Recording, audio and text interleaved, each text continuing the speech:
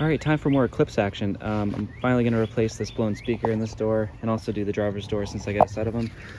I got some used Alpine Type S's for around 40 bucks, which I think is a pretty good deal considering knockoff just speakers that fit in here.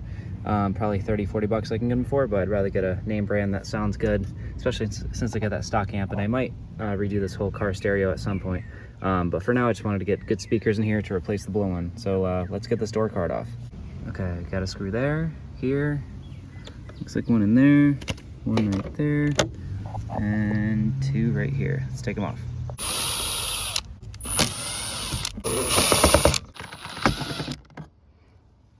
Oh, I noticed this thing was not biting. I don't think that screws in very well.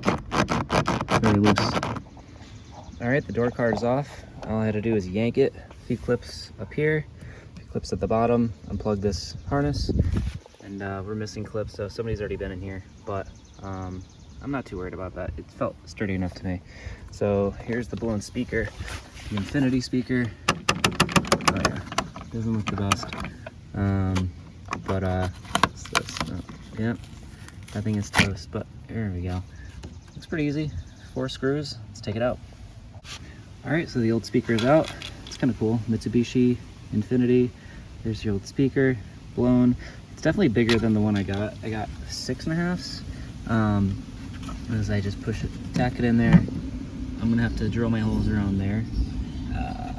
Yeah, got a gap there, but luckily there's plenty of plastic there, so I should be able to just tap that in.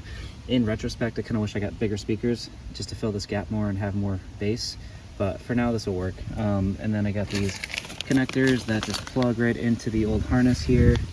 And I mainly got these, I typically will just wire it right in, but I mainly got them because I just wanted the pigtails for the U speaker since I didn't have any pigtails for them. So this just worked out, and I think I paid maybe 12 bucks for 2 sets of these. So 2 for the front and 2 for the rear when I do them. So let me get the speaker connected and mounted. All right, the Alpine is in. She's tied up with some electrical tape, holding this connector tight and tying up the slack, and she bumps. A lot better than that blown one. So let me get this door card back on and tackle the driver's side. All right, finally got the door speakers installed. They're bumping, sounding great. Door cards are actually pretty easy to take off and reinstall, so that was nice.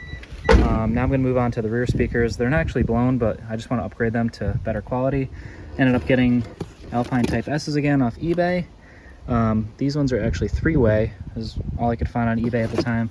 So with shipping and everything, they were like 48 bucks. Not bad, pretty good deal. 3 ways and compared to the 2 ways that are up front, but we'll see how they sound. And then I got the dongle here plugging into the factory harness. Found old factory harness kits on eBay, so that'll work out. So yeah, let me start taking those covers off and getting the speakers installed. All right, I got my spudger here. Time to take off this cover, give it a little pry. Let's see. All right. There we go. Popped off. All right, there she is. The old speaker. I can't see if it's blown or not yet, but let me take the screws off and see what it looks like. All right, let's try to pull this off. It's stuck. Need the spudger. There we go. It's coming off from 99 or 98 when she was assembled. All right, there she is. Perfect. All right, let me unclip this and see how this looks.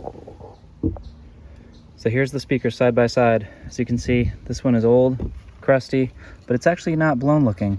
Looks like that surround is still holding on, which is impressive because considering the front ones are completely torched. An old Infinity speaker made for Mitsubishi next to the Alpine. I don't know if there's any difference in height. There will be. That magnet's bigger too, so let's see if it even fits in the car because that body is kind of close to the magnet on the old one. All right, so the speaker actually fits, which is good, meaning the holes line up, everything looks pretty good. The bad news is that the magnet is hitting the body of the car, so I'm gonna have to put some washers between the bracket itself and the speaker bracket.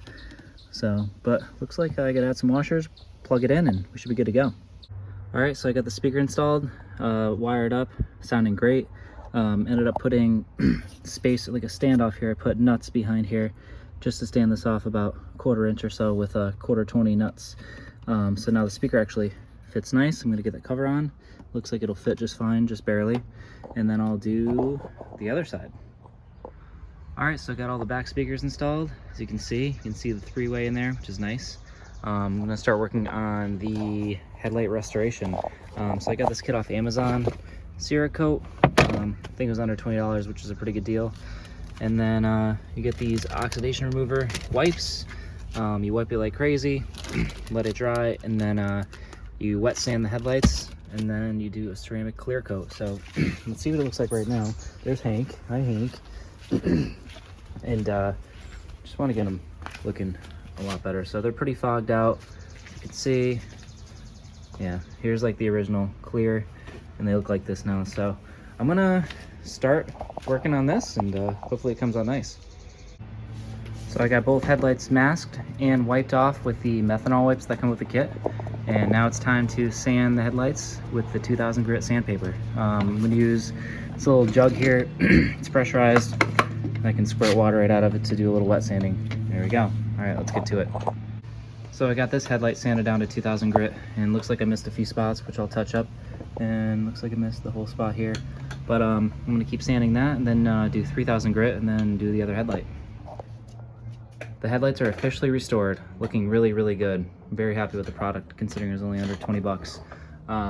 Is it 100%? No, but it's like probably 90% perfect.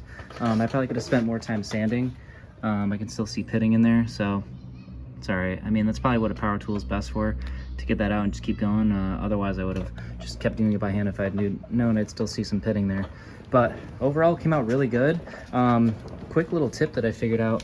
I have a lot of clearing. I had a lot of peeling clear coat on this bumper here, and I had these wipes, and I thought, well, why not try to see if it'll cover up the uncleared paint. So I tried it. Everybody sent online said don't do it. So I thought I'd be the test mule and see how it came out. And honestly, it looks really good. I knew I'd see that line. Basically, the whole bumper needs to be resanded anyway, but I just wanted to see how it would come out. And I'm very happy I even tried it out, because, like, you know, you can see that it's not just pink anymore, it's actually red. And then I also went ahead and painted that emblem. I think the emblem was missing, and I couldn't find any online that were like under 80 bucks, and they were all chrome, I think. So I thought I'd just paint it black, and I think it came out really good. So that's how that came out. I'm happy with it. Well, I think that'll wrap up this video. Thanks for watching.